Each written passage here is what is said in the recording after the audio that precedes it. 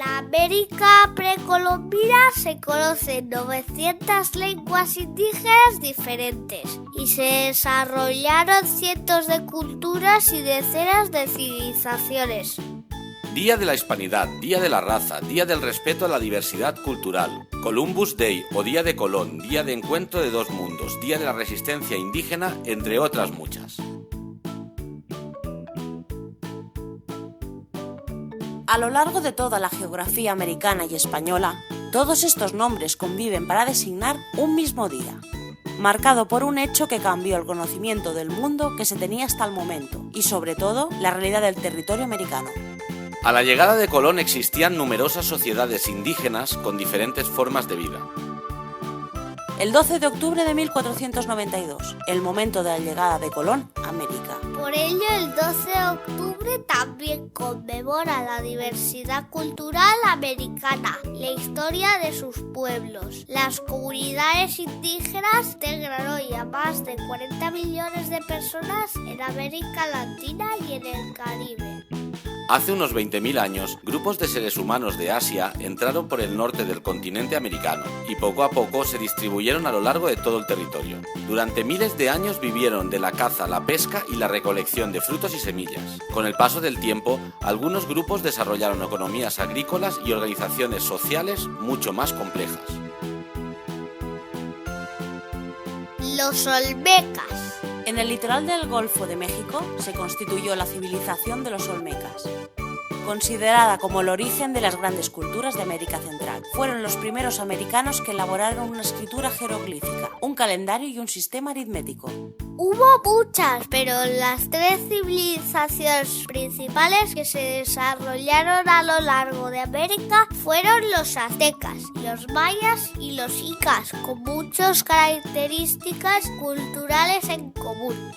Los aztecas. Esta civilización atravesaba su etapa de esplendor cuando Colón llegó a América. Este hecho permitió que los españoles narraran y detallaran en relatos y crónicas su forma de vida. La civilización azteca se organizaba en un estado centralizado, cuyo núcleo político, social, económico y religioso era la ciudad de Tenochtitlán. Era un pueblo guerrero que basó su poder en la dominación de otras sociedades de Mesoamérica.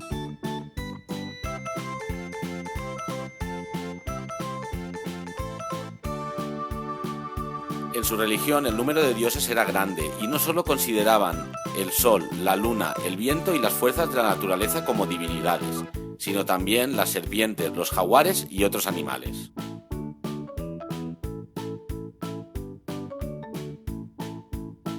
Los mayas. En la jungla del Yucatán y las riberas atlánticas de México se estableció la más famosa civilización de América Central, la de los mayas. El monumento principal de las ciudades mayas era la pirámide, coronada por un templo. Fueron los más místicos y los más intelectuales. Se preocuparon de sus deberes frente a los dioses, de las artes de la escritura y de los cálculos astronómicos. Elaboraron un calendario exacto que se extiende a más de 10 siglos. De hecho, destacaron por su cálculo del tiempo y el grabado sobre estelas. Conocían el cero y sabían calcular con exactitud los eclipses y las revoluciones del planeta Venus. Los incas. Los incas construyeron un poderoso imperio que abarcó desde las sierras del sur de Colombia hasta el norte de Chile y Argentina. Originarios de las sierras, desde allí dominaron, mediante la guerra de conquista, a los pueblos de otras zonas. Establecieron la capital de su imperio en la ciudad de Cuzco, a la que consideraban el centro del universo. Se caracterizaron por sus imponentes construcciones, elaboradas con bloques gigantescos de piedra cortados con gran precisión. Además, como era una zona de terremotos, las paredes de sus construcciones formaban ángulos que podían resistirlos. Estas civilizaciones precolombinas surgieron en Mesoamérica y Sudamérica y dejaron el legado de sus múltiples conocimientos. En la agricultura, el orden social, los sistemas de escritura y numéricos, el control del tiempo, los calendarios, la astronomía y la arquitectura. cultura. Quizás el legado más vivo de estos pueblos que ha perdurado hasta hoy son las lenguas indígenas. El español convive con muchísimas otras lenguas anteriores a la llegada de españoles y portugueses. Hay documentación de cerca de 900 diferentes, aunque el número original habría sido mayor. Hoy unas 500 lenguas cuentan con hablantes. En Colombia se hablan unas 70 lenguas, en Perú 60, en México 50, en Bolivia 30, en Guatemala 20, en Chile 10.